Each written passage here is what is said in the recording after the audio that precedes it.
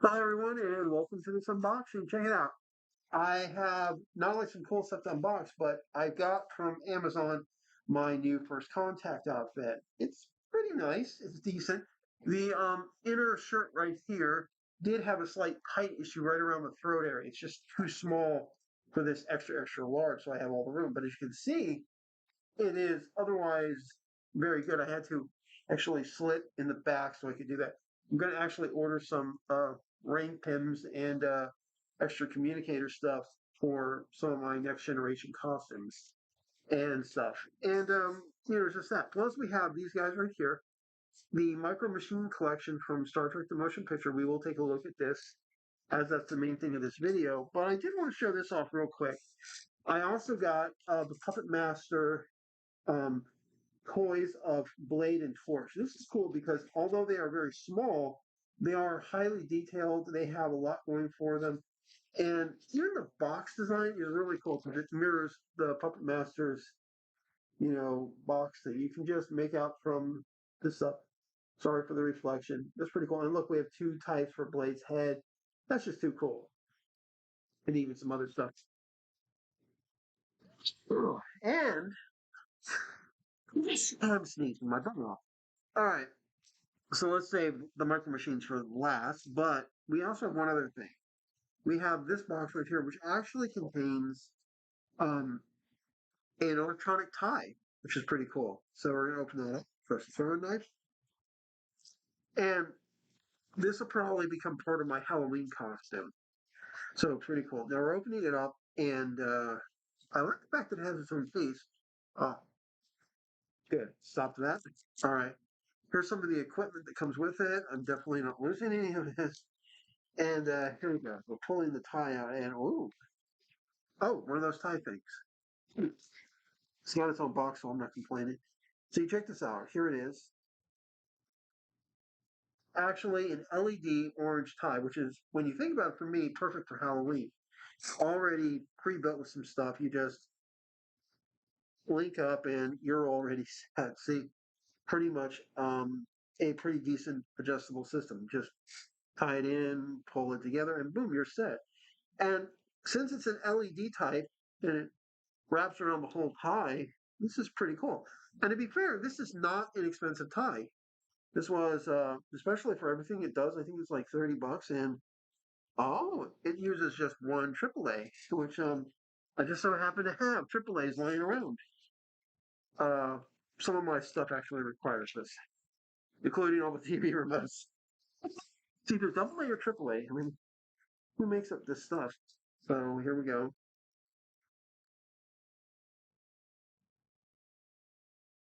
See?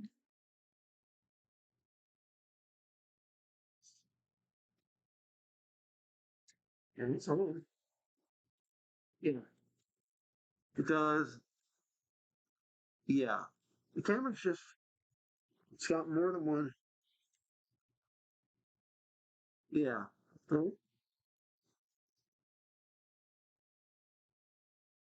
so it actually has more than one function. This is cool. So this is actually cool, and because it comes with its own case, that makes it actually even better in a sense. And all the extra equipment. I'm gonna have fun with this. This is going to be great because this also will probably go to my Halloween costume and also, the stuff we do here for 13 days of Halloween. All right, now on to the big one. All right. So before we get started, I do want to stress that yes, I did pop into the machine box. I'm leaving the box intact as it is for the most part, just so I can keep these guys in their displays and stuff, and also for other reasons. So let's take a look before we get in. So first off, because this set comes with an Enterprise and a Bird of Prey, I wanted to show off these two first. So we have the original Micro Machine Enterprise. It's actually pretty well detailed. There's a slight, as you can see here, deviance, at least from my point of view. Mhm. Otherwise, this is very accurate. The Bird of Prey is pretty decent. She's got some good signs, some design and stuff. Very colorful. What do you expect? They're only plastic. And the other two I'm leaving on display are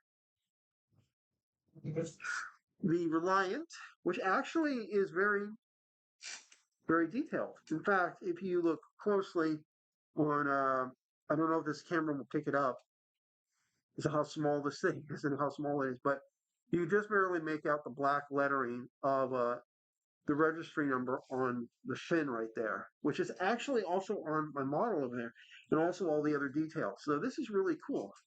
And she's actually in very good condition. The coloring on the Impulse engines are a little different, but other than that, she's in good shape. But one cool thing is the Romulan warbird. You know, this is the original bird of prey for the Romulans. And notice on the bottom, it actually has that design, and it's in very good color. I mean, and by the way, this is over 20 years old, so I'm impressed. The same is also true with the Enterprise, of course. But we have a treat because I've actually owned this set before, but a long time ago, some stuff happened, and I lost all but one piece. And if you've seen Picard, you'll know where that goes. Here's the only piece I have left: the Enterprise D's saucer section. It has a little knob right there that puts it in. And just in case you're thinking I'm joking, it says Enterprise saucer module detaches. It has the Enterprise B, the Klingon bird of prey from the Duras sisters, and the Enterprise D in this collection, which is pretty cool. So we're going to take a quick look before we open her up, because yes, I am opening this, and I'm going to try to save as much as I can. So here we go. Here's the information on the back. Enterprise B is a refitted Excelsior class. She's a little bigger than the other one. And yes, I didn't pull out the micro machine from the other one, but it's there. And the bird of prey does have a more muted color like the one in the movie, so pretty cool. And you can see all the other sets. I mean, they even have a Stargazer one. And the Romulan Warbird is also pretty intact.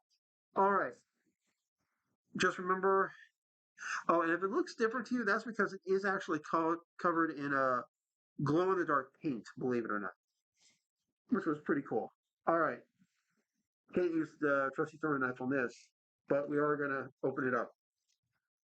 So here we go. And hopefully this comes off very easily because there we go. All right, it did. I love it when they do it. See, look here, pretty nice. All right, now the first thing pulling out is of course the there we go.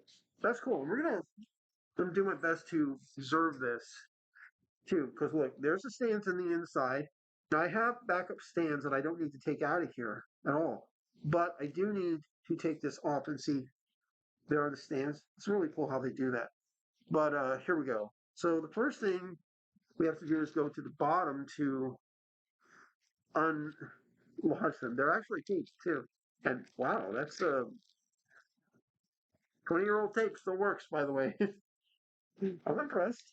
And remember, in the case of the Enterprise, it is, you know, we should probably just pause until I've got this part done because you're going to be like, God. All right, so now they are officially out, and I'm turning them around so you can get a better look. So first off, what is really cool about the set? Well, this set was like for a while the only way you could get the Enterprise B. She's a little. I think that happened when I took her out. You know, she's got a little bends, but it's still the intact ship. This is an Excelsior class refit. He's got some details. Pretty cool. It's for drive sections in no color. It's still pretty cool because this ship is actually not as easy to find as a model as I would like. Go figure. We have, of course, their bird of prey for place on bird, you know, and here's a comparison. Much more proper colors in my opinion. You can look at that. You can actually check where there's lighter colors. Remember, this is also supposed to be an older bird of prey, whereas this is like supposed to be a newer bird of prey. So not bad. You know, you can actually tell how they've been set up. So I definitely think I like this one better. So there's that. But here's the big one. And if you've seen Generations, you know they get the Enterprise D saucer section back up and running because they had another ship's drive section. Well, here you go. Here is the Enterprise D and its drive section. Nice. You just literally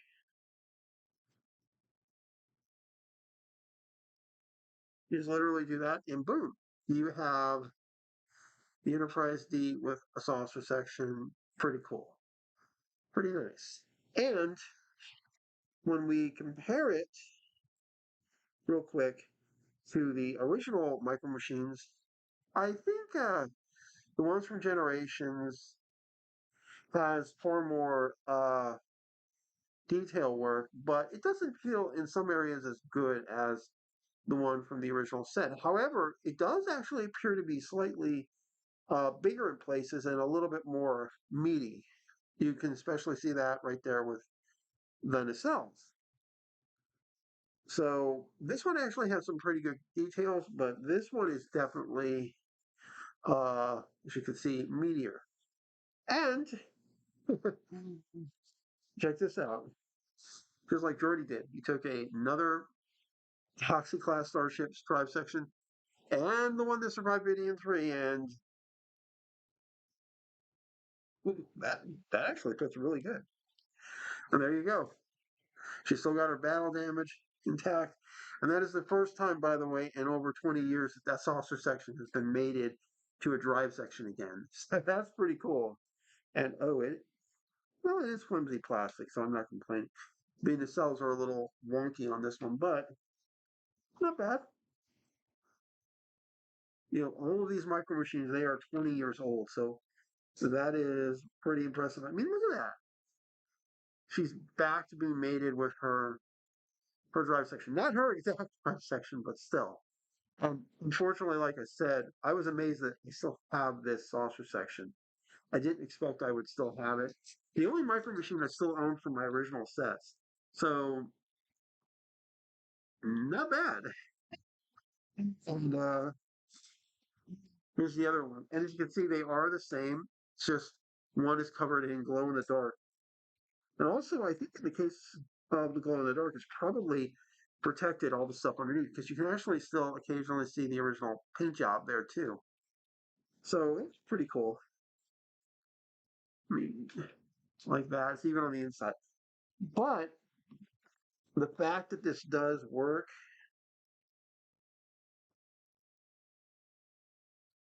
and that these are actually in good condition is pretty impressive. I mean, they are 20 years old and they are very different from each other in terms of their design, their quality, as you can see here. So pretty cool. And also just the absolute ships. I mean, the Enterprise B. And the cool part is, because of the way it's done, I can actually put that back right there and just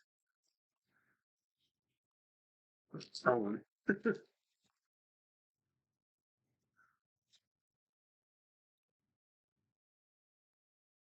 then I can put them on display wherever I want. It still says generations, it says the names of the ships. And then when I want to, I can put